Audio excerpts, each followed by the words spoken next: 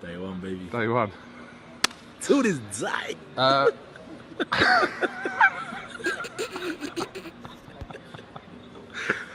To this day. To this day.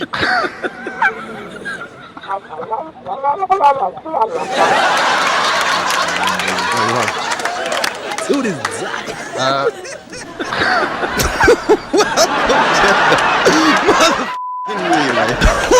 We're covering today's top boxing news.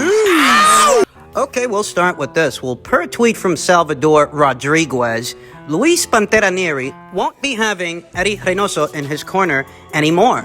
In so many words, Luis Neri communicated that he's never actually been very comfortable with Eddie Reynoso, and there's just not much else there. Why wouldn't he be comfortable with Eddie? Really knows. Not all trainer and trainee relationships are created equal. I hardly expect every fighter that fights under Eddie Reynoso, I hardly expect that every fighter is going to have the relationship, the rapport that Eddie has with Canelo Alvarez or Ryan Garcia. Those appear to be more cohesive relationships where the trainer and the fighter gel together. They do. That wasn't really the case here, not with Luis. News first broke of Luis taking on Eddie Reynoso as his trainer in January of last year. The partnership has lasted all of 12 months. Since then, Luis Neri has fought at least once since hiring Eddie Reynoso as his trainer. The Aaron Alameda fight of September for what was then the vacant WBC 122-pound title.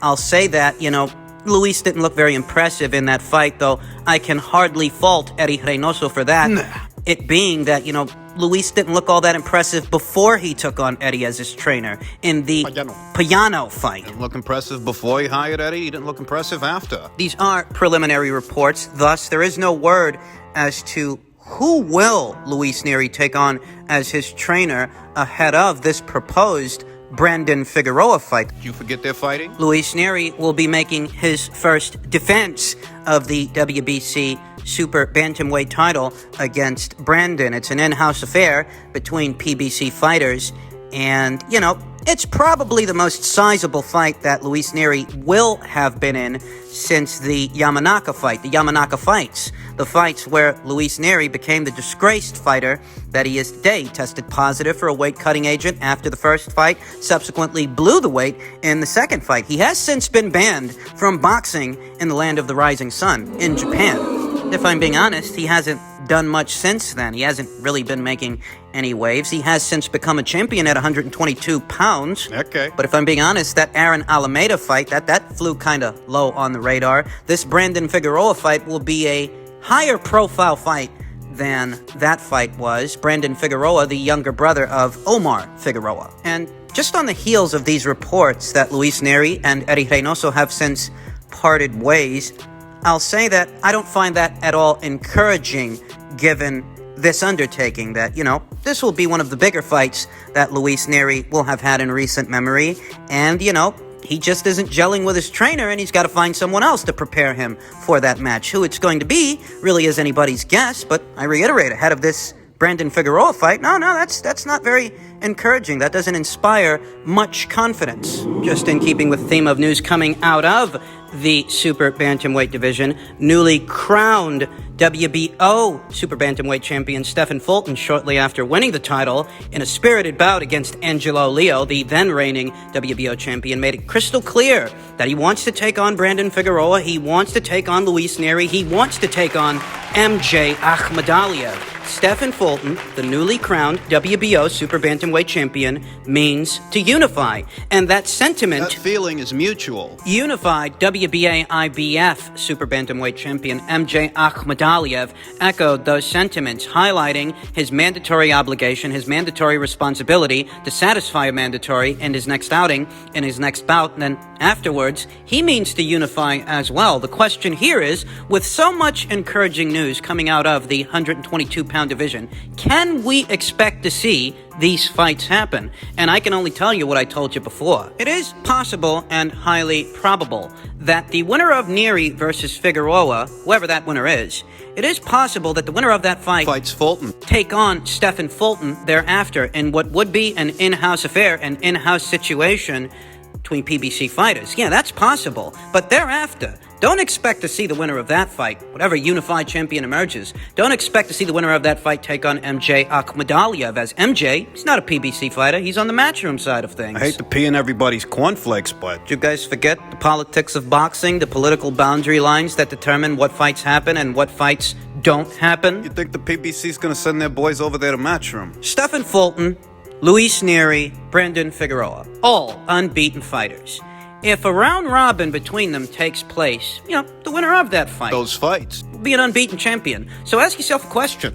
What are the odds that the people over there at the PBC are going to send one of their unbeaten champions over there to the matchroom side of things? I'd sooner believe that Eddie Hearn would be willing to send MJ over there for a unification match than the other way around. That's if the PBC wanted to make a fight like that. Given how the people over there at the PBC have handled similar situations in different weight classes before, what could have been the undisputed title fight between Anthony Joshua and Deontay Wilder, what would be a unification match between Errol Spence Jr. and Terrence Crawford, given how they've handled those situations, you tell me, how do you think they'd handle this one? Stephen probably does want to unify. And in all likelihood, he will, with the winner of Figueroa versus Neri. It's what happens after that I'm talking about. Don't underestimate the role that the politics of boxing have to play in what fights do and don't happen. Yeah, Stephen Fulton wants to unify, and so does MJ Akhmadaliev. That much they have in common. But what they don't have in common is the platforms they fight on, what sides of the street both of those guys are on. That's what they don't have in common, and that has a major role to play in today's boxing landscape. So in spite of what the fighters are saying, I don't actually expect that fight to take place. I'd love to be wrong about this, but I don't think I am. I think Stephen's going to unify with the winner of Figueroa versus Neri. But afterwards, short of the winner of that fight changing their decorum, changing their ambiance, going for a change of scenery and crossing over to the matchroom side of things, short of the winner doing that, I don't expect the winner of this round robin happening on PBC Island, I don't expect the winner of that fight to take on MJ Akhmadaliev, not unless something changes, something major. I have tried my best to ignore the allegations that are constantly made about me. I have dedicated myself to my work in boxing for over 15 years. I've started from the bottom and worked my way up. I'm proud to say today that I have helped organise over a dozen major world title fights. I continue to be involved in planning multiple record-breaking and exciting world title fights. I'm doing all I can to give fight fans around the world the fights they want.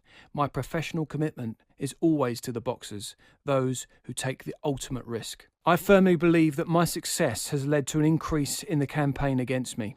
Pretty much anything can be said about me or inferred about me, and it goes unchallenged and is sadly believed. Last week, it was inferred that I had threatened a reporter. Let me be clear on this point before I address the other allegations against me. I have full respect for journalism. I have worked with journalists and I value their role. Journalists should always be free to do their job, free from any threat or harassment. I have never threatened a reporter or journalist or asked anyone to do that for me. I never have and I never would. My concern is that I have not been on the receiving end of fair and credible journalism, especially in the UK and Ireland. The recent BBC Panorama programme is a good example. This was a rehash of unsubstantiated allegations that have been made previously on many occasions. It was unashamedly sensationalist and devoid of evidence or critical analysis. They refused to publish the statement I made in advance of the programme or even question the fundamental claim that an Irish court accepted. That Irish court is the SCC, a court with no jury and which accepts the word of police officers without question. It is criticised by both the UN and Amnesty International. This latest report follows a long pattern of throwing innuendo and baseless accusations at me, hoping that some may stick. I can't be any clearer on the fundamental slur. I am not a part of a criminal gang or any conspiracy. I have no convictions, none. Not just in Ireland, but anywhere in the world. I think it was Ellie Scottney of Cotford. who said it best. That whole panorama thing they did about organized crime and boxing, involving Daniel Kinahan. That whole thing they did, what they essentially did is say a lot without saying anything at all. You have to understand that you're putting out a program, an expose, if you will, about organized crime in boxing, involving Daniel Kinahan without any actual criminal charges levied against him, without actual prosecution, without an actual conviction. You are. You showed this expose to millions and millions of people. You wanted to. At minimum, what can be said is that the mission statement and the image of Daniel that the people over there at Panorama or whatever it is, the image they wanted to portray of Daniel Kinahan is the image of a mobster. Okay. They wanted to imply it. They wanted to insinuate it. They went as far as getting Barry McGuigan over there, saying this and that. But all of this is being said and all of this is being done in the absence of actual criminal prosecution, in the absence of actual convictions. As it stands, Daniel Kinahan's record is squeaky clean. At least bust the guy for jaywalking. At least nail the guy to the wall for ripping the tags off his mattress. Have something on the guy, something on paper, before you so decide to do an expose on him. Because if you don't... I told you, year after year, this kind of journalism, this kind of unsubstantiated journalism, it's enough to where the guy could actually accuse you of slandering him. Running a story like this, running an expose like this that's supposed to reach millions upon millions of homes, you're selling this guy as a criminal when he has no actual criminal charges levied against him. There are no convictions. He's clean. Let me tell you something. The idea that criminality exists in the sport of boxing is an idea that I myself am quite comfortable with, quite comfortable entertaining, because that's always been the case. I'm not telling you that Daniel Kinahan is an innocent man. I'm telling you they ain't got nothing on the guy. So if they ain't got nothing on the guy and you run that kind of an expose, what you're doing is slandering him, because these are unsubstantiated claims. You're claiming he's a criminal. You're claiming he's a mob boss. Is he? You have nothing more than hearsay to substantiate this. That is, in essence, irresponsible journalism. Because he's outright denying what you're saying. And even if he were, every inch the criminal entity that he is portrayed as by the Irish journos and people over there at the BBC, even if everything that everyone was implying were true, you still need to prove it in a court of law. You still need to prove it in a court of law, some court of law somewhere, before you go running an expose like this. Because if we look at this guy's record and he ain't got one... You're slandering an innocent man. At least he's innocent on paper, and this innocent man, on paper, verbatim, he's denying everything you're saying. So what are you going to do about it? Yeah, maybe the guy's got a squeaky clean record because, he's that big a mob boss. He doesn't have to get his own hands dirty. Maybe he doesn't. But one way or another, it's going to take more than exposés and slanderous articles from the journos to bring this guy to justice if he needs to be. Oh, we've heard Daniel Kinahan in this part of the world is hearsay and conjecture because there are no prosecutions. I don't even know what the equivalent of Irish RICO law is, assuming such a thing even exists, to where a guy can be convicted of a felony because he's guilty by association, an accessory to a crime. I don't know if they got that over there. What I do know is that right here in the United States, in the US of A, if one of these networks, ABC, Fox, CBS, one of them, any one of them, if they ran an expose on a guy, he's never been convicted of a crime. The guy that they're running the expose on, that guy could turn right the fuck around and sue any one of those networks that ran that story, because it's all unsubstantiated and the implications are severe. I don't know if the guy's innocent or not. I just know you better prove that he isn't before you run an expose on him. In light of the allegations being levied against Daniel Kinahan, him coming to light on a global scale, a guy who was pretty infamous with the Irish journos for years, now getting that attention transatlantically and just other parts of the world, what is being said of Daniel? Criminal. His infamy, reputation for being the big boss of a cartel, what have you. This has been appropriated, repurposed, if you will, by the usual suspects who are putting their newest spin on the Wilder versus Fury rematch. Essentially what they're saying is that someone like Daniel Kinahan, who may or may not be involved in organized crime, is the ideal guy to help Tyson Fury cheat. Admittedly, it's not the most far-fetched connection to make, that someone involved in what Daniel Kinahan is said to be involved with, allegedly, that someone like this could tilt the scales in Tyson Fury's favor. Admittedly, I've heard some crazy things on the internet last couple of years. I've heard some crazy things here on YouTube, some real cockamamie theories. And this isn't the worst one I've ever heard. I told you, sketchy individuals in the sport of boxing go together like peanut butter and jelly. An element of criminality being involved in the sport of organized boxing, well, it's about as old as the story of Moses and the Ten Commandments. It's nothing new. That being said, The theory isn't the craziest theory I've ever heard, but if I don't opt for the theory, if I don't take it and run with it, the way that Deontay Wilder's fanboys have, it's because the accusations that Wilder has made... Nonsensical. They've got too many moving parts. It doesn't make sense that someone... A criminal. ...like Daniel Kinahan could help Tyson Fury cheat? No, that's not the craziest thing I ever heard, but Wilder's accusations are that they paid Kenny Bayless, that they paid Mark Breland, and he spiked your punch, and they must have paid the Nevada State Athletic Commission. They must have paid the commissions. They must have paid the WBC also, as they were present when Tyson Fury's hands were wrapped. In front of JD. Did they pay him too? There really are more efficient ways to rig a boxing match than what Deontay Wilder is describing. What Deontay Wilder is describing is a pretty haphazard way of tilting the scales. There are just far too many moving parts and far too many people that could implicate themselves and implicate others overall. Where's the 40-pound costume fit into all of this? And to what extent does this protection from Daniel Kinahan extend, as Tyson Fury is one of many MTK Global fighters? Being an MTK Global fighter didn't secure the decision for Natasha Jonas in the Harper fight. Hell, some people think she's the one that got robbed. She's an MTK Global fighter, just like Tyson Fury. So where does it end and where does it begin? Pay Kenny Bayless, pay Mark Breland. Have Mark spike the punch. Pay the WBC's officials to look the other way. Pay the Nevada State Athletic Commission to look the other way as well, while you stuff a shoehorn in Tyson Fury's gloves as JD's watches? This is what you think happened. Sounds a little bit excessive, don't you think? They've got to do all this to beat you. If I'm being honest, the more I think about it,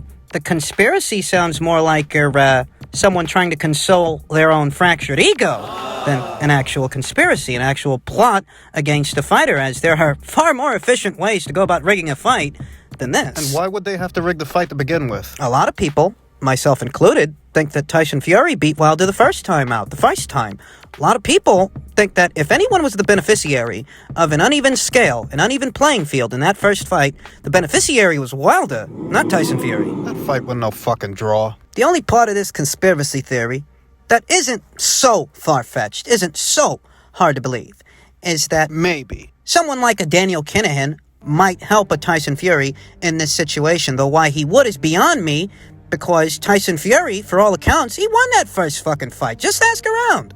And everything else in association with the conspiracy theory. That Tyson Fury had an egg weight in his glove, concealed in it. How would that give him an edge? Or that he was only wearing half the glove. That his fist was in the wrist portion of the glove. As this is all part of the conspiracy theory. This is what these guys were saying. Okay, how would that give him an edge? As stated, elements of criminality in boxing are not hard to believe, but there are far too many components to this story that are.